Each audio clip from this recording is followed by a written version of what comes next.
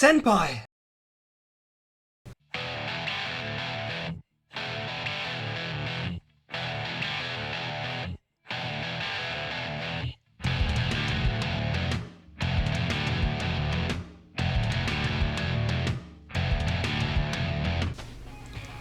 Blink. 1 base and 2 base all-ins. Fake blink into a fast 3rd base. A powerful strategy, and at times, completely and utterly broken. Surrounded with controversy. It spurred the single greatest and windiest thread in Team Liquid's history. I mean, look at this shit. Look at it. Look how many goddamn words there are in this. So let me explain.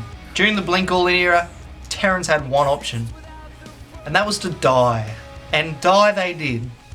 So many Terrans put up noble deaths, and they all lost. We went through a period in the GSL where there was only 3 Terrans left. 3 Terrans in all of Korea were able to survive the blink all-in. And one of those players had a seed, and the other 2 didn't play Protoss players to advance. It was pretty fucking good. But there was one other option at the time. My build. Now during that time, I had an 80% win rate versus Protoss on the ladder. I destroyed the blink opening so hard that I rarely lost. So why did no one copy me? Well, I build shitloads of tanks. It's kinda weird. And whenever I talk to Terrans, my conversations went something like this. And then he does the blink all in, and you build tanks, and he is so wrecked. But what if he doesn't go blink? Thankfully, I've since figured that out. But enough waffling. Time for the build. Alright, as you've probably guessed, this is a continuation from the first 6 minutes of the game. Remember that. So yeah, watch part 1 first and then come back here. 1 base blink all in. Hits at 7 minutes. Very strong. Me Terran. Build tank. Win game. So how do you tell? When you go to his base and you scout him, he'll have 2 gas. And most likely if he's trying to hide the build, he'll only have 1 pylon in his main. But you said if he has 1 pylon and 2 gas, that he's most likely going Oracle. That is correct. Which is why we finished the eBay blocking his natural and build turrets. Turrets? But he's doing a blink all-in! Righto. So how do you tell if it's oracles or if it's blink? Quite easy. You can't.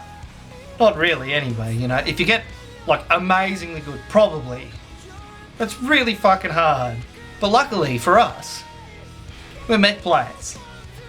We use gas units to defend. We don't need minerals. And hell, if they go DT, turrets are always pretty handy. So how do we know when to set up the blink?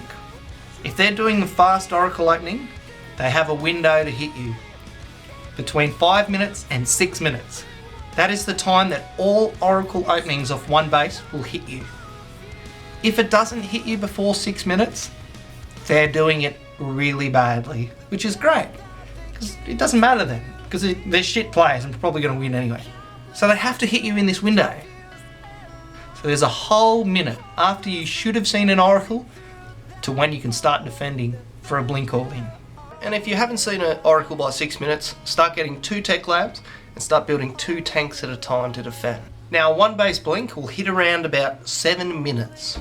Give or take a little bit depending on who's playing. As soon as you can get enough tanks, you will stabilise completely versus any sort of blink opening. Where you position your tanks is also very important, so it's important to try and get as much coverage as you can. Ideally that means that the best place to put a tank will be at the ramp of your natural. What that'll allow you to do is that'll allow you to cover the front as well as a great portion of your main base. Now it's pretty simple, just make sure your bunker doesn't die, so just pull a couple of SCVs. Righto, so 2 base, it's a little bit different. This is the build that literally won championships. Now, the 2 base blink all in, they're going to attack your base at 8 minutes and 30 seconds with 12 stalkers. And you may think, holy shit, that is a lot of stalkers.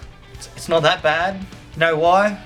By the time their attack hits, we have 3 tanks. They ain't gonna do shit. Not only do we have 3 tanks, we've already got a 3rd base on the way. It's So we're playing greedy and destroying their opening. Feels pretty good, man. Same scenario, just pull some SUVs, keep your bunker alive. Everything is hunky-dory. Now, the other one is the blink pressure.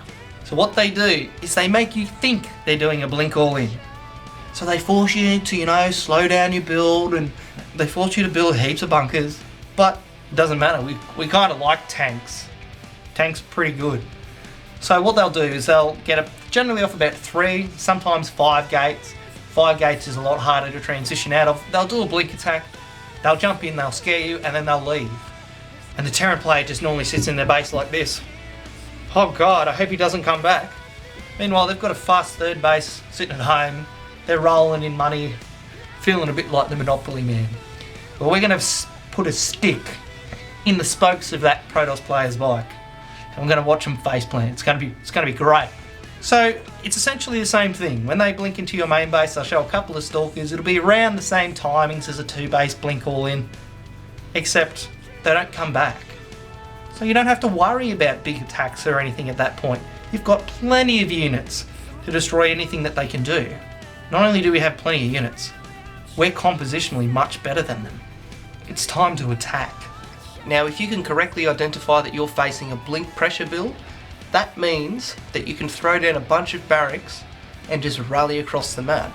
Off 3 gateways, he will not have the units that he needs to defend, so his third base counts for nothing. Now at 9:30 in the game, any attacks that they have with blink will have ended.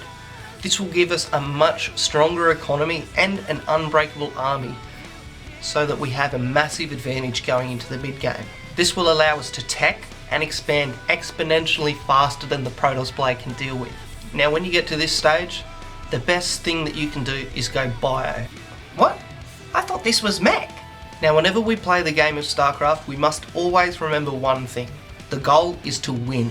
How we do that is irrelevant. And if the opportunity presents itself, why not take it? Even Artosis would recommend that it is a better idea to play bio when you're ahead, because bio gives you more chances to win the game. So why do we go bio? Now Twilight openings, they severely limit what a Protoss player can transition to. Off Twilight, they can either go into Charge Lots, Archons, High Templars and Storm, Robo, or Dark Templars. Last refuge of a scoundrel. The teacher. A combination of each is possible. Now none of these are good versus a Terran player that has a large economic and tech advantage in the game. A Protoss player in this position simply does not have the splash damage that he needs. A Bio Terran here will be able to take trades and slowly wear the Protoss player down.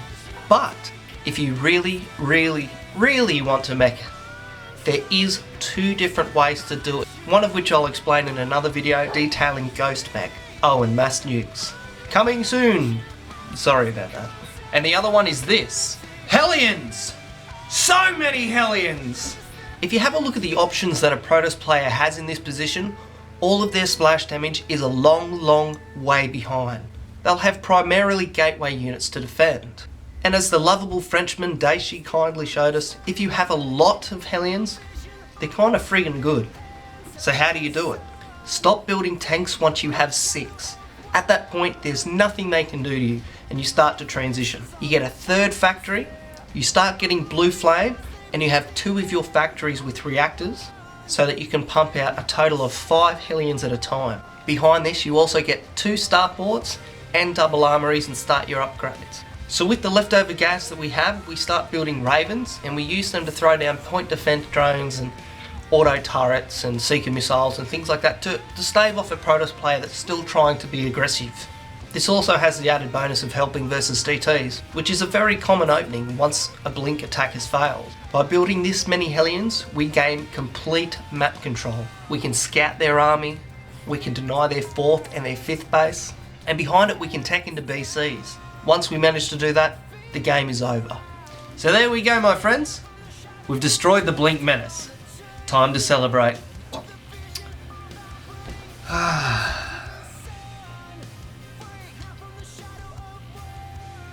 Let me know in the comments what the next video you'd like to see is. Do you want to see Ghost Mech, how to smash Phoenix Colossi, or dealing with oracles? Thanks for watching, and don't forget to subscribe.